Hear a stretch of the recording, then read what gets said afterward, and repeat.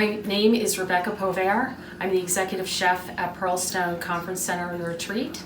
And today we're going to make quiche, and I'm going to begin by showing you how to make pate brisee. It's a very simple dough, and what I recommend is instead of scooping your measuring cup into the flour, to actually ladle or spoon the flour into your measuring cup. And then what you do is lightly put it in, don't pat it down, and then take a flat knife or spatula and just run it straight across the top. So we're going to do this twice because this is 2 cups that we need.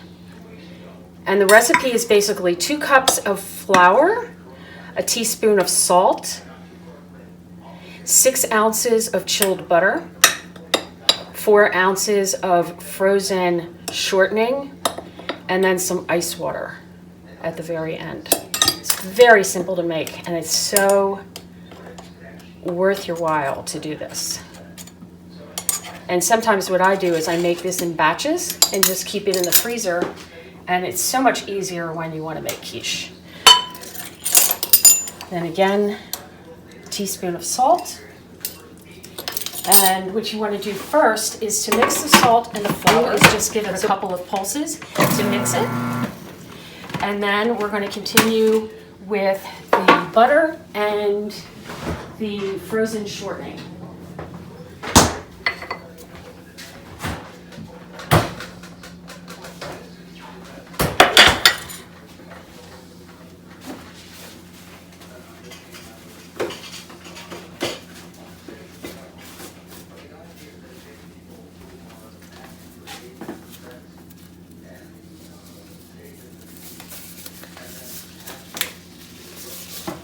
So what we're going to do is we're going to drop a few of these frozen and refrigerated morsels of butter and shortening and pulse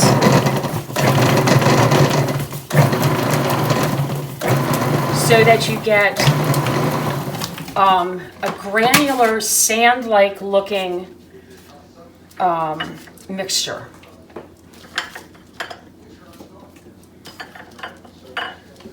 And you want to start it off with a few pieces, and then you can just pretty much add the rest.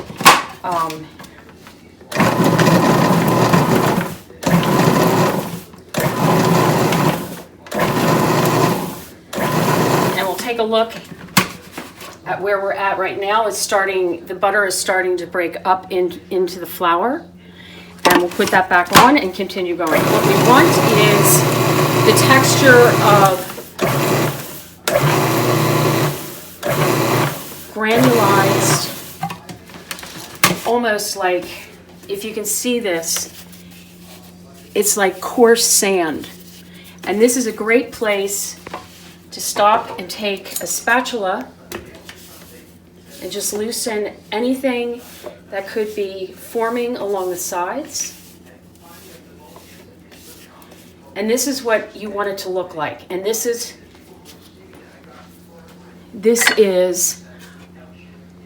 what you want it to look like when you start putting the water. And what I do is I have a little pitcher of ice water in the refrigerator, and then what I do is I put this into a smaller, holding the ice back.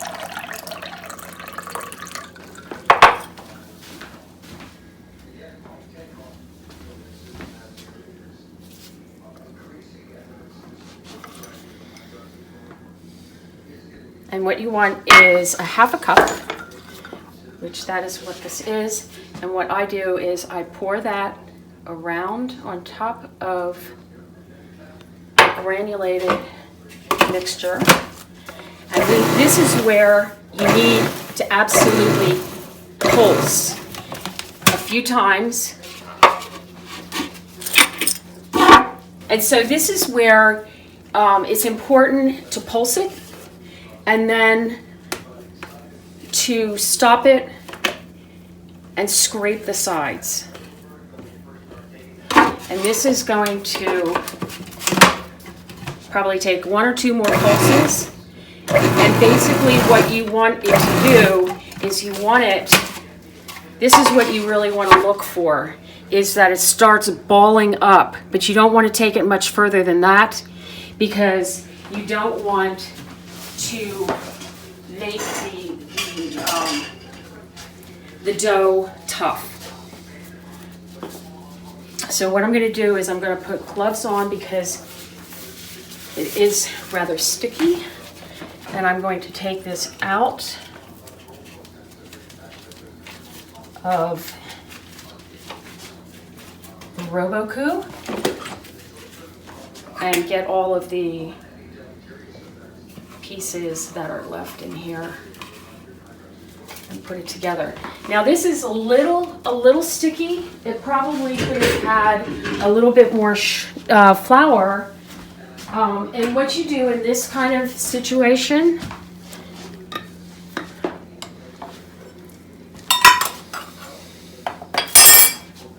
is to take a little bit of flour, work it in,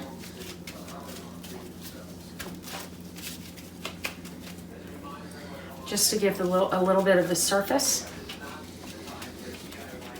And what you want to do is you want to form this into a cake. And then what we're going to do is we're going to let it rest for 2 hours. And the rest time is really essential to this whole process. And what it does is it gives time for the flour particles to absorb the moisture. It also allows the butter to firm, and then it also allows the gluten to relax. So we're going to put this in the refrigerator, and in 2 hours we're going to pull it out and we're going to roll it out and put it in the tart pan. Okay. All right, so we've taken our Pate Brisee out of the refrigerator. It is rested for 2 hours, and we're going to put half of it aside, and we are going to work with the other half. And what I do is I roll dough out on cloth, put a little bit down, spread it around.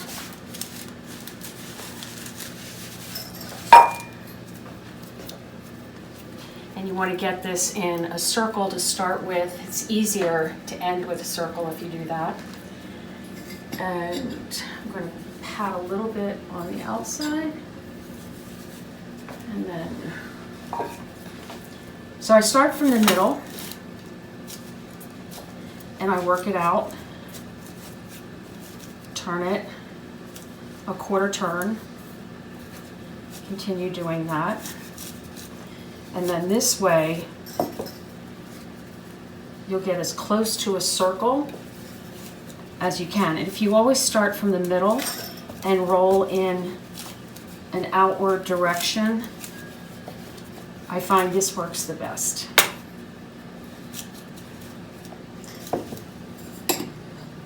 This one was a little moist. You don't always have to do that. You don't always have to put more flour on, but the more you do this, the more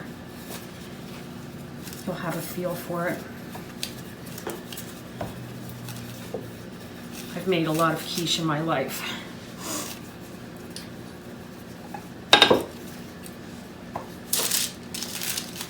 And I find that if you do it on the cloth, you have a little bit more traction.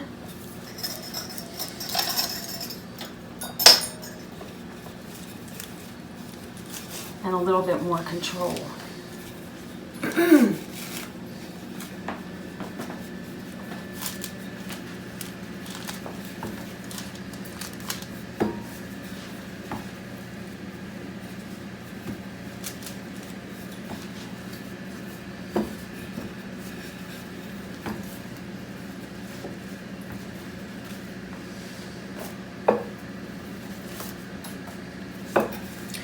Just continue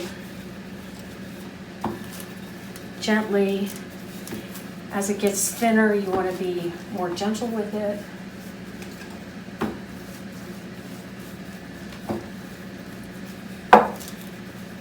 until you get some kind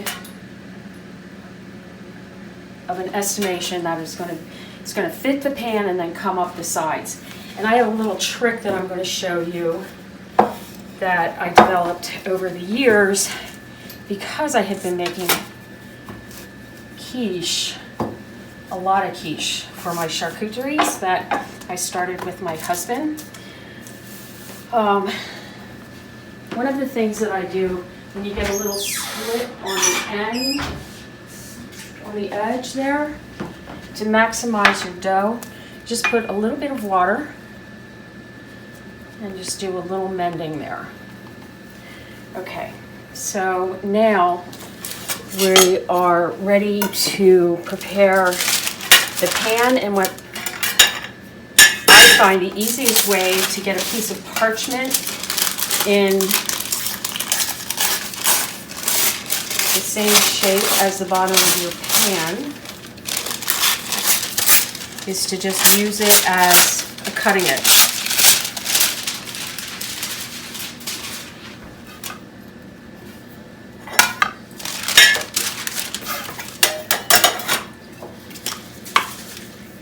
I spray a little bit of spray on the bottom just to hold the paper in place.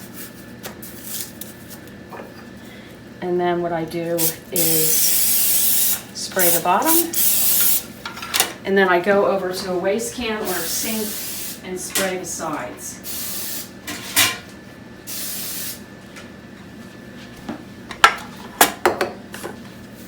All right, now we're going to get the Pate Brisee into the quiche pan, and I find that if you fold it into quarters and then put the point in the center and very gently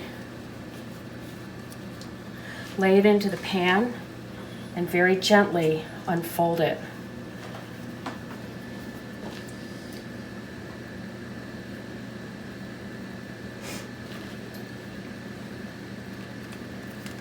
That it works really well. And at this point, what I've found is very important is to go from the center and just push down a little bit, push down and push out. It does two things. It helps to place the dough in a way that bubbles won't be created in the cooking. And also you get a nice, the dough won't slide around if you do this. And it gets it just a little tad thinner on the bottom, which is always a good thing. And then what I do is I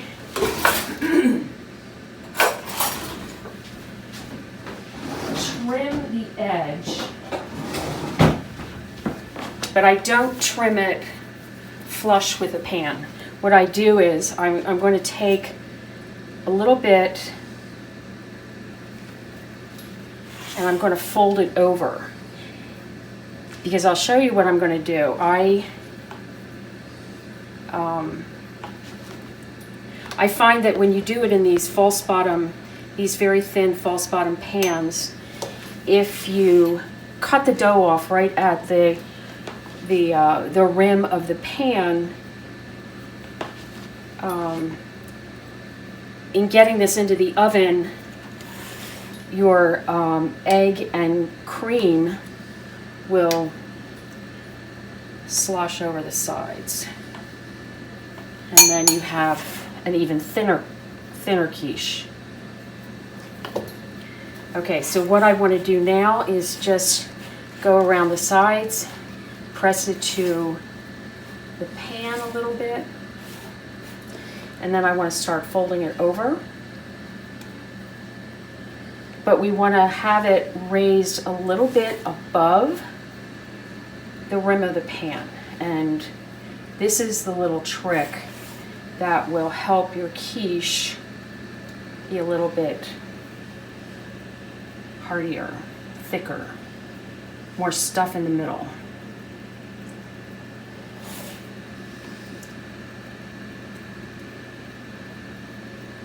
And if you don't have enough, if it gets a little thin, what you can do is you can always add a little bit to your edge to give it a little bit more support.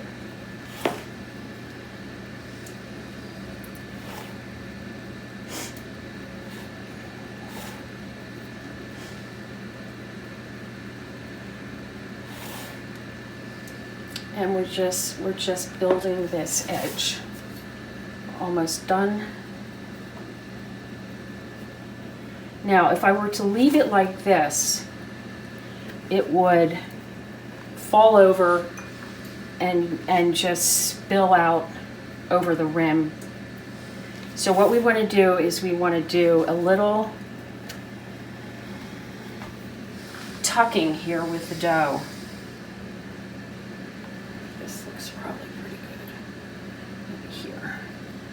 Okay, so what we're going to do is we're going to pinch it and tilt it in at an angle. And where we need to get that, what we're going to do is we're just going to pinch it together. And you want to do this relatively quickly because it's already starting to soften.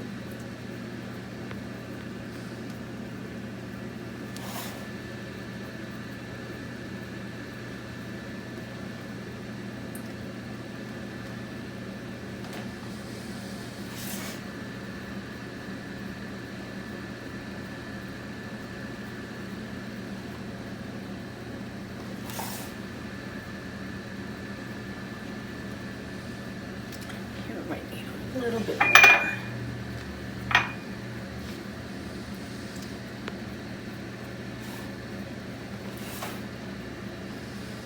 Okay, and then if it starts leaning in, what you can do is just, kind of just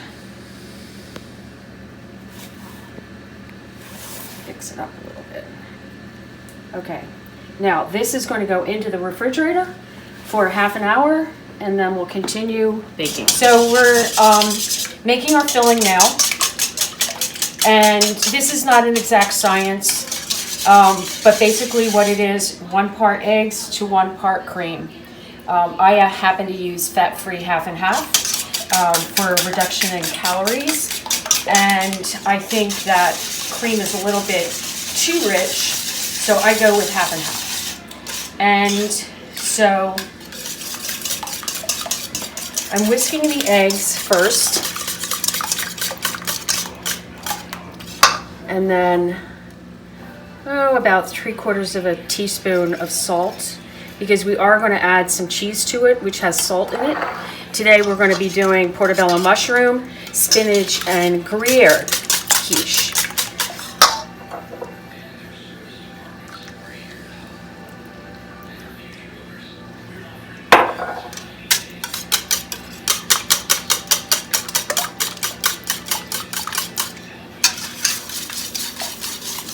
So you want to get this thoroughly whisked.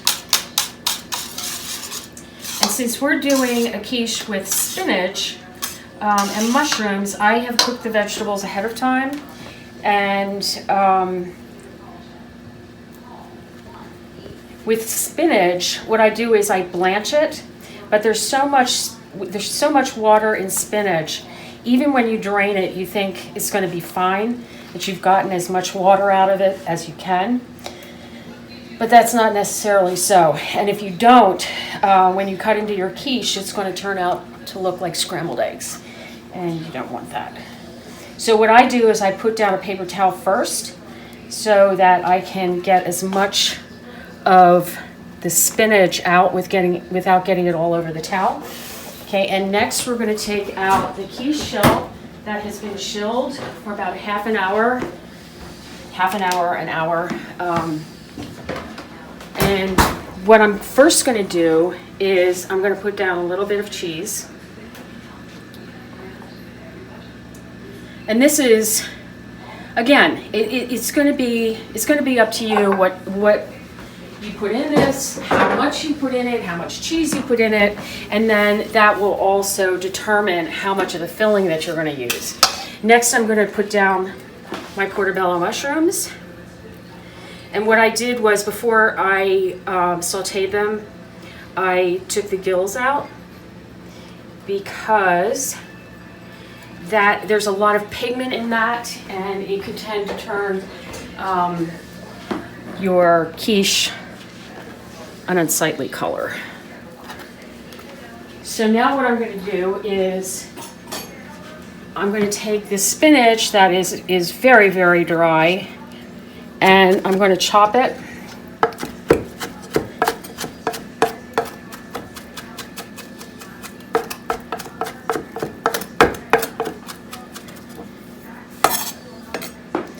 And then I'm going to put it into the quiche. And as I'm putting it in, you want to break it up with your fingers, sprinkle it around.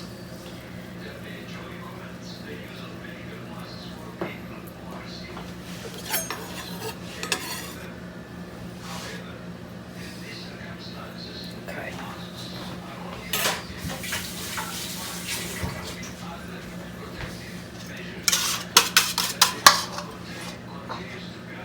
Now I have probably a cup and a half of shredded Gruyere cheese because I happen to like cheese. And so then what you want to do is just very carefully pour this in so you don't dislodge all of your ingredients in the quiche.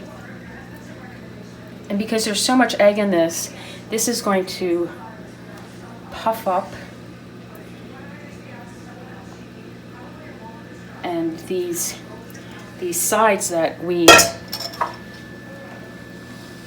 made are going to keep the filling where it belongs. And then I find that if you put a little bit of cheese on the very top, it helps it to achieve a really nice golden top. And that's it. Now I'm putting it into a 375 convection oven.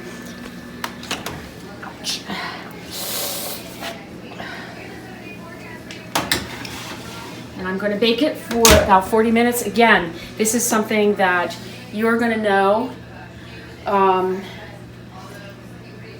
how much time you're going to need to bake it, and you're going to look at it at 40 minutes.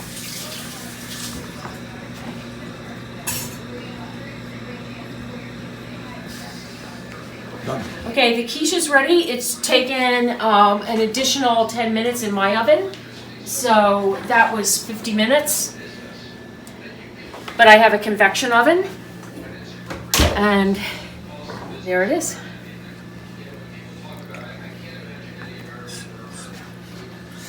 Oh, it's amazing. You're going to enjoy this. Okay, so we're cutting this beautiful quiche.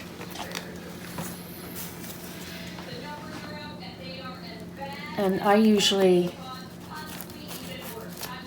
if it's for dinner, I usually cut it into 8 pieces.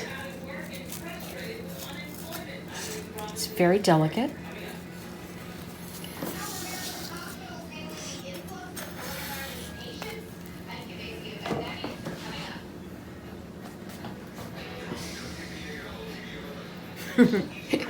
It smells so good. Now we have our plates ready with little mixed greens. And my husband has been so kind to make a beautiful vinaigrette that we are going to have at the table.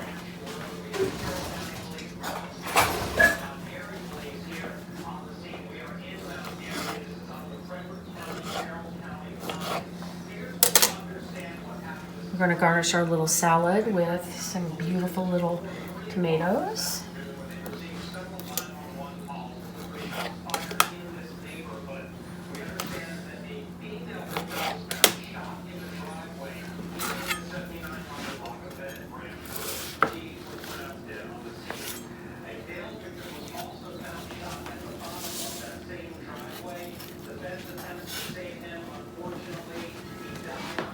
How beautiful is that? A beautiful portobello mushroom spinach Gruyere quiche.